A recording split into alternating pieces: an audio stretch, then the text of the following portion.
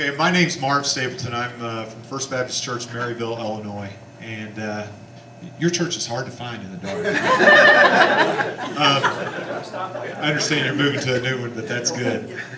We started out at First Baptist Church, Maryville. My wife and I moved into the area new about 4 years ago, or 5 years ago, and we started a new Sunday school class exactly about this time of year 4 years ago. The first Sunday we had 8 people attend. And we've grown the class, and the other day, Sunday, we had 89 in our class. By the way, this gentleman here that you have as your guest tonight, tomorrow, he's the most knowledgeable man on planet Earth on Sunday school. Amen. And listen to every word he says, do everything he says.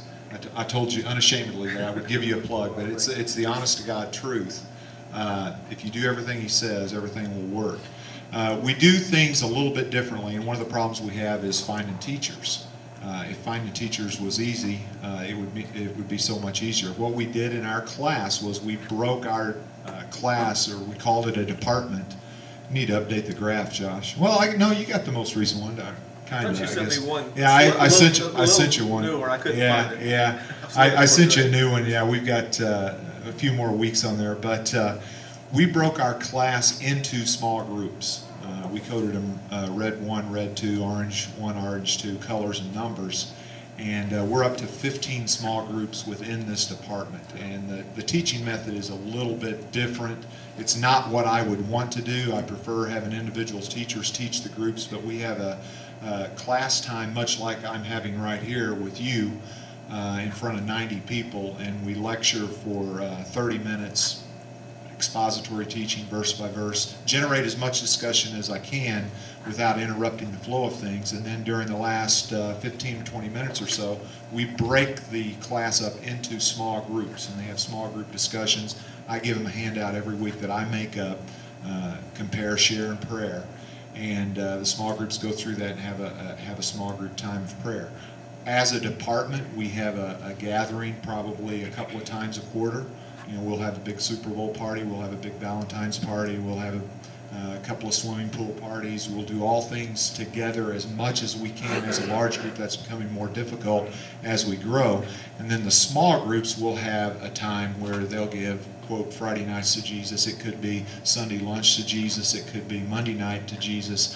Whatever it is, the small groups will get together a couple of times a quarter to keep that small group intimacy. What I'm effectively acting as is kind of a pastor to these people. If something bad happens in their lives, they're as more likely to call me as they would the pastor of the church. In the last 3 weeks, I've made 3 hospital visits. I've made round trips to Chicago at night to go visit in a funeral home of someone whose brother who's been killed in a car accident. So I have to really, step it up a notch in order to effectively minister to these people. However, their small groups are those intimate places where they do share things more intimately with each other that perhaps they wouldn't share with me, and they build up that repertoire and that friendliness and that love there at that level that they don't have in a large group. So right now what we're doing is, our next step, Josh, is finding new teachers, training new teachers to potentially mimic what my wife and I have accomplished. My wife is the director of the class. I'm the teacher. We work together as a team. I stay out of her business unless she asks me. She stays out of my business unless I ask her. And we work great as a team together. And as soon as we find couples, we're going to use the couple model as much as possible, husband-wife models, because we think that works great as leaderships. Priscilla, Aquila, we think are great ways to build up that leadership in the small group environment, and we're going to try to split our class probably 6 or 7 ways eventually. So I told Josh my goal is within 10 years I want to try to reach 1 million people. So we'll see what happens.